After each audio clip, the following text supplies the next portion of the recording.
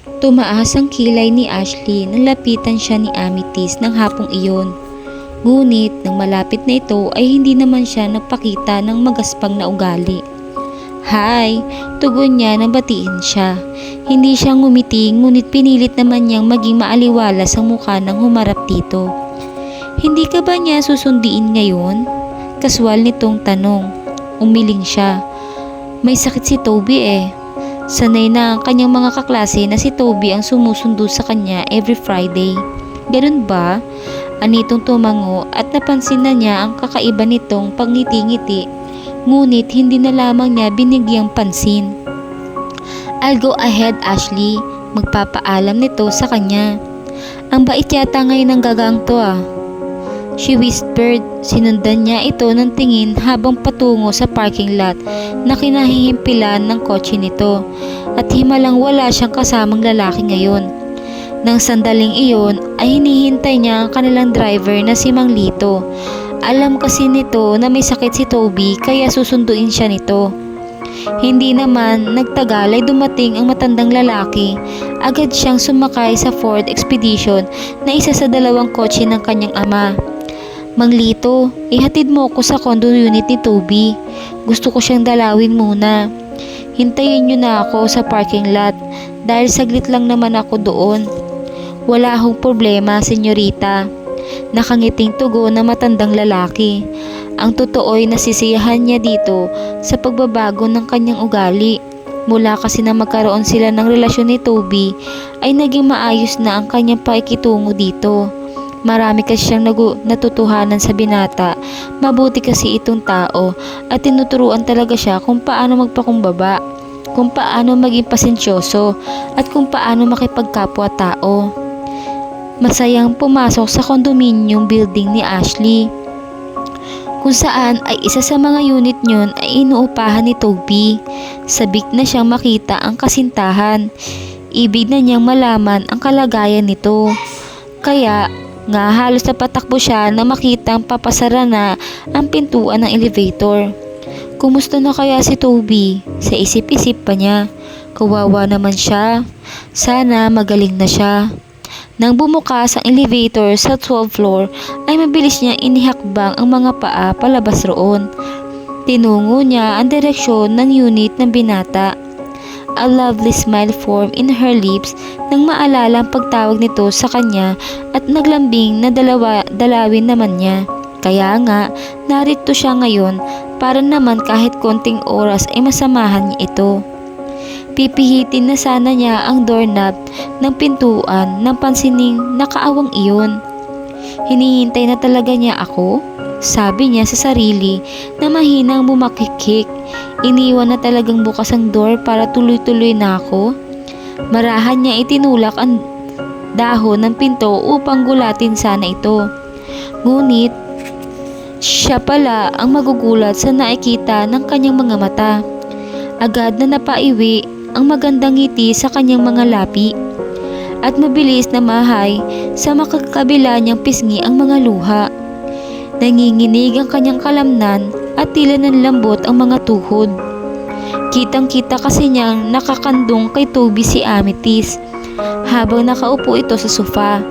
Nahahalikan ng dalawa na talagang walang pakialam sa mundo. My God! Bakit Toby? Why? Kung paanong hindi namalayan ng mga ito na nabuksan niya ang dahon ng pinto. Hindi rin na lamang na isara niya iyon. Hilam na luha ang kanyang mga mata na nagtatatakbo patungo sa elevator. Shit, Toby! Damn you! Amethyst! Napasukan si Ashley ng kanyang daddy na nakadapa sa kama niya at umiiyak mula pa kanina nang dumating siya. Ay hindi na siya lumabas ng kwarto at hindi naman nalihim sa kanyang ama ang kalagayan dahil tiyak niyang sinabi ng kay Mang Lito ang kanyang nagdadalamhati. Sabihin mo sa akin ang dahilan ng pag-iyak mo, Ashley, anang mabait niyang ama. Habang hinahagod siya sa likod. I'm your father and I'm willing to help you. Leave me alone, Daddy. Sabi naman niyang hindi ito tinitigan. Gusto talaga niyang mapag-isa, ngunit hindi naman gusto ng kanyang ama na mag-isa siya sa ganoong kalagayan. Mahal talaga siya nito at hindi nito kayang baliwalain ang nangyayari sa kanya. Si Toby ba? Ang sabi sa akin ni Mang Lito ay pumunta raw kayo sa condo unit nito. Ngunit umiiyak ka na nga raw nang bumaba at nagpahatid na pauwi. Bakit anak? Tumayo siya at yumakap sa ama sa dibdib nito. Siya tuluyang umiyak. Hinagod naman nito ang kanyang likod at hinayaan muna siya ng ganoong kalagayan upang maluwag ang kalooban niya. I hate him, Daddy, sabi ni Ashley nang hinihimasmasan. Nakayakap pa rin siya sa ama.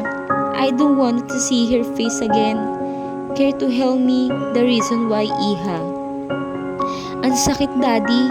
Iyon ang kanya itinugon. Mula na ipinanganak siya nito, ang ikalawang pagkakataong nakaramdam siya ng ganoong kasakit. Una ay noong mamatay ang kanyang ina at ngayon hindi niya inaasahang ganito muli ang mararanasan niya. Why is it so painful? Ano bang ginawa sa ni Toby? Hindi siya nakaimik. Hindi niya alam kung paano ito sasabihin sa ama. Kaya napahagulgol na naman siya nang maglaro sa kanyang utak ang nasaksihan na eksena. Warimay di ay nakatatak na iyon sa utak niya. I hate him, impit pang sabi ni Ashley. Daddy, I hate him. Manluloko siya. He hurt me so much. Being in love is like a lying in a bed of roses. But always remember, even the most beautiful rose in the world has thorns.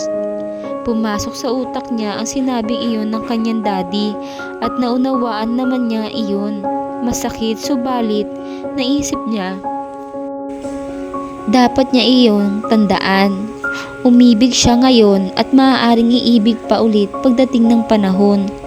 Kung nasaktan siya ngayon, hindi imposibleng masaktan siya muli.